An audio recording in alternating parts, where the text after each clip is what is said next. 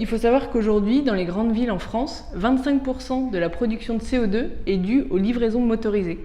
Donc nous, avec Offcourse, on a créé une société de livraison verte et plus humaine. Et du coup, Offcourse, qu'est-ce que c'est? On fait de la livraison entre voisins. Donc très concrètement, on a développé une application mobile sur laquelle les gens s'inscrivent et ils ont le choix. Soit ils demandent à se faire livrer chez eux des produits qu'ils désirent quand ils le veulent, soit ils en profitent quand ils font leurs courses pour livrer leurs voisins et gagner un petit peu d'argent tout en rendant service.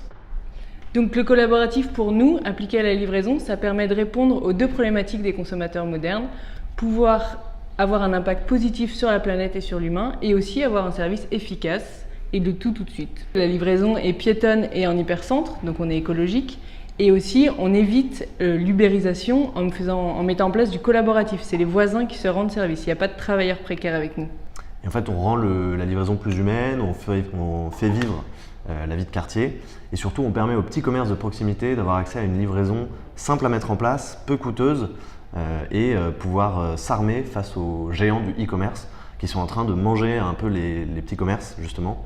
Donc on peut leur offrir une certaine alternative.